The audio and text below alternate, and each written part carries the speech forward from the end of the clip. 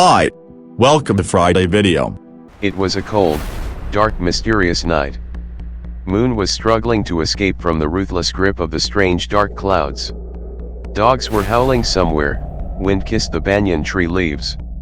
Rachel was repeatedly switching between the news and sports channel.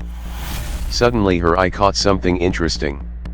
Breaking news, a psychotic killer from Newland Jail has escaped and on a rampage.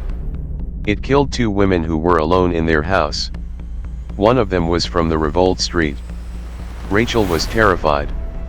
Revolt Street is where her house was, and was sacred out of her wits when she realized she was all alone in the house.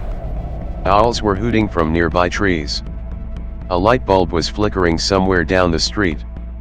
Suddenly Rachel heard a cold knock at the door. Her blood froze in her veins. She slowly walked towards the door. Her legs were trembling. She opened the door, a pale man. He was around 40. His eyes were blood red. Rachel's heart skipped a beat when she noticed those eyes. The man asked whether this was Sarah's house. Rachel nodded. The man's face lit up. "Hello, madam. I am Webster, Sarah's pal," he said in a harsh and husky voice. "My car broke down. Can I stay in your house for a while till the mechanic arrives?" Rachel was already terrified seeing those eyes and objected bluntly. But the stubborn was repeatedly pestering her to let in. Finally he asked Sarah to speak with him. Rachel shook her head and said Sarah is very ill. She is sleeping upstairs. I can't wake her up. Please leave. But the man was so stubborn that Rachel thought up a plan. She told the man to wait for a while and ran upstairs.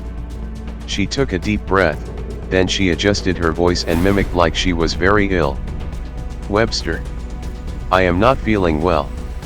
I need rest. We will meet tomorrow," said loudly so that Webster could hear it. After some time she trotted downstairs. She opened the door cautiously. She found those cold blood-red eyes staring at her. "Webster, I am sorry," said Rachel in a feeble voice, avoiding those eerie eyes, and closed the door at once. Rachel tried to calm herself.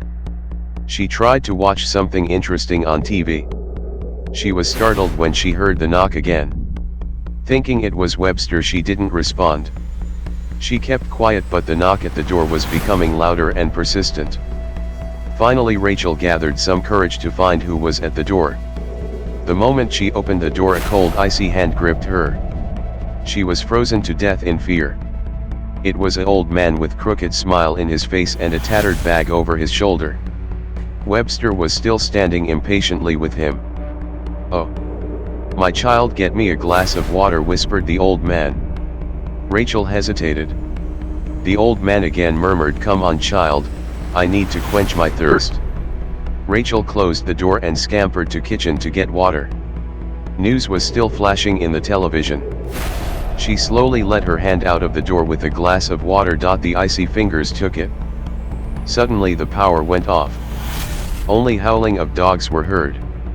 It was dead silence. After that a mysterious, evil, cunning, and psychotic laughter was heard. The old man and Webster found that Rachel was gone with door ajar when the power resumed. Webster called out for Rachel. She wasn't there. Both the men stepped inside the house calling for Rachel. The television was still flashing the breaking news. They went to kitchen in search of her. Suddenly power went off. A cold hand crept over the Webster's neck. He was petrified and started to yell. Old man was terrified and had no clue what's going on. Webster could feel the hand crushing his windpipe. He was breathing hard, fighting for his life. Fortunately the power resumed. To their surprise nobody was there, not even a minute sound. They trotted in fear to upstairs thinking that Sarah could help them. The staircase creaked under their feet. The upstairs was dark. They couldn't find the switch. Somehow they found Sarah's bedroom. Webster knocked the door. No response. Their hearts were thumping hard. They slowed open the door. The room was dimly lit by the faint moonlight. Sarah called Webster, hoping that she would answer. Suddenly something chill touched Webster's feet. He suddenly jumped back like a cat on fire. The old man took a torch from his bag. It was blood. Pure blood. Sarah was lying dead in the pool of blood oozing from her open throat. Suddenly a psychotic laughter was heard from back. It was gloomily figure in dark with a blood-dripping knife in its hands. The eerie figure approached them. The old man shone the torch toward the figure's face. The faces of two men had the expression of cold death. The figure none other than Rachel. After a long silence, blood-curdling sound was heard. Rachel is the psychotic killer. She is the one who killed Sarah.